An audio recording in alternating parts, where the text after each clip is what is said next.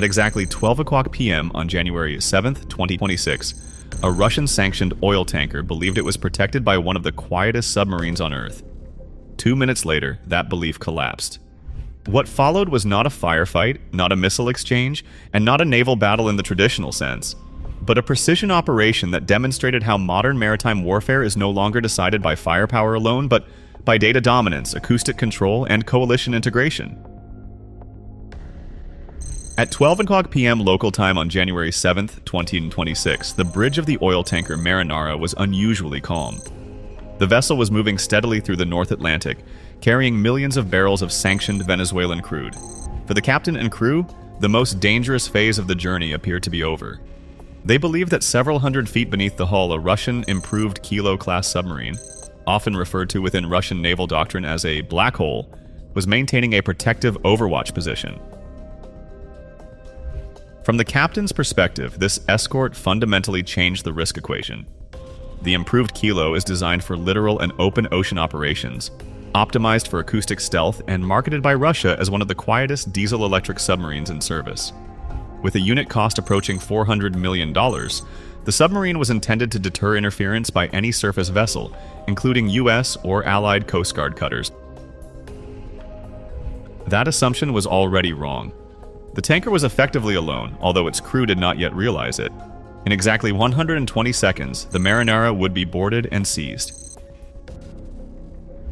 To understand how the situation reached this point, it is necessary to rewind several weeks to late December 2025. At that time, in the Caribbean Sea, a tanker operating under the name Bella 1 was loading millions of barrels of Venezuelan crude oil.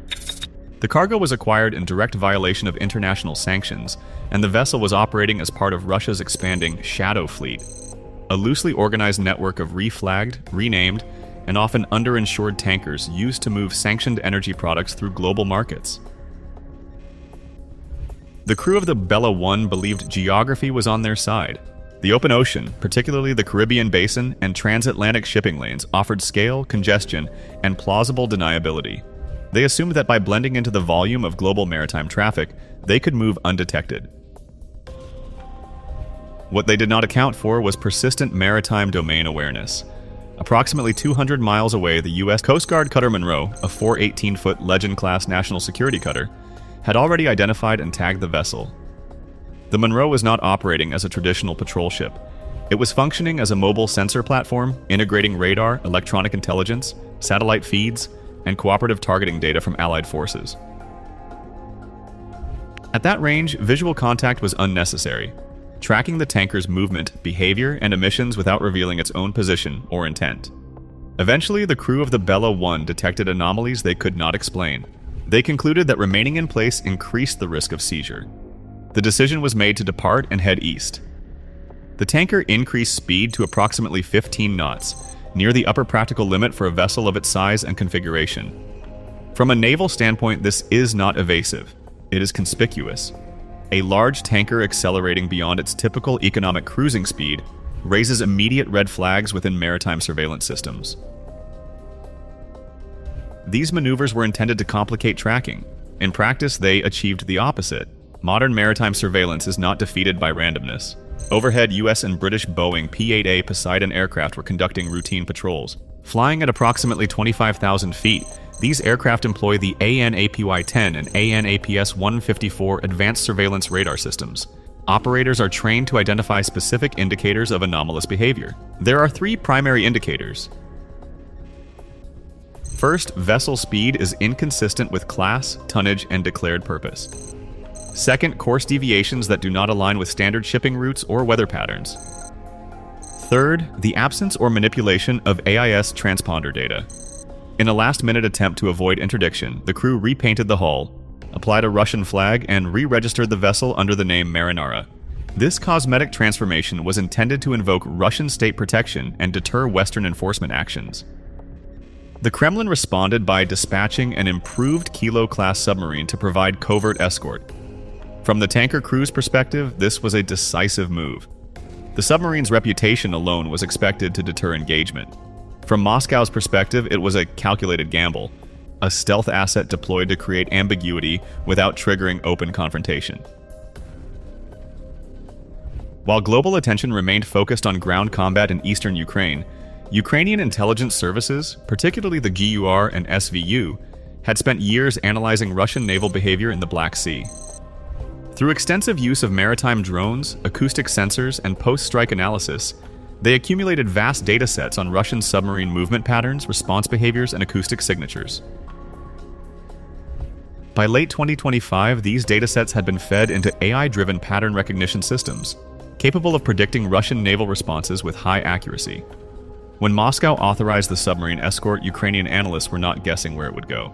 They were calculating its route, timing, and likely engagement posture down to specific nautical miles.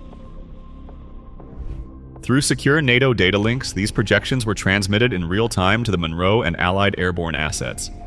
The North Atlantic was effectively transformed into a monitored acoustic environment rather than an opaque operating space. The improved Kilo-class submarine entered what it believed was a permissive zone.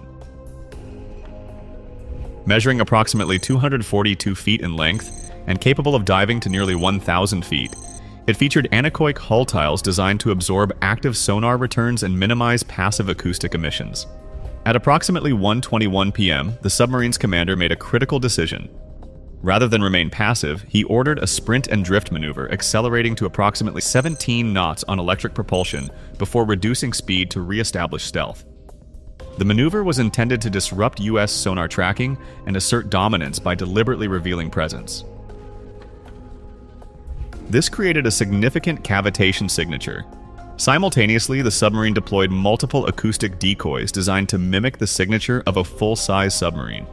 The intent was to saturate Allied detection systems with false targets and degrade classification confidence. For a brief moment, the tactic appeared effective. However, their AI system, trained specifically on Russian decoy deployment patterns, only one contact matched the behavioral and acoustic profile of a live submarine. That data was transmitted via Link 16 to US and British P-8A crews. The decoys were ignored. The real target was isolated. 2 Poseidon aircraft established a coordinated search pattern and deployed over 100 high-sensitivity sonobuoys. These buoys formed an active passive acoustic grid, emitting synchronized pings and listening for returns. The submarine attempted to respond with electronic warfare measures, jamming sonobuoy uplinks and briefly disrupting data transmission. A US P-8 descended to low altitude and released 2 Mark 54 training torpedoes.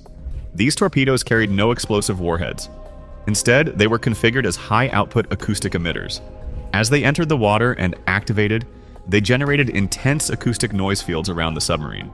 Sonar arrays were overwhelmed, displays flooded with white noise. Sensor fusion systems failed to discriminate meaningful returns. The submarine was not physically damaged. It was tactically incapacitated. The commander understood that had these been live torpedoes, the engagement would have ended minutes earlier. The decision was made to withdraw. An emergency deep dive was ordered, pushing the submarine toward the 1,000-foot depth range in search of thermal layers that might attenuate sound propagation. Bubble screens and acoustic flares were deployed in a final attempt to obscure tracking. The submarine exited the engagement zone, blinded and disengaged, without a single explosive weapon being used against it. With the escort neutralized, the Marinara was exposed. From that point forward, the operation shifted from detection to interdiction. Special Operations Aviation assets launched from a Royal Air Force base in the United Kingdom. Elements of the 160th Special Operations Aviation Regiment, operating MH-60 Seahawks and an MH-6 Little Bird, approached the tanker at low altitude using sea-skimming flight profiles to minimize radar exposure. As the helicopters closed to within visual range, the lead Seahawk activated a long-range acoustic device. At approximately 162 decibels, the warning was delivered in both English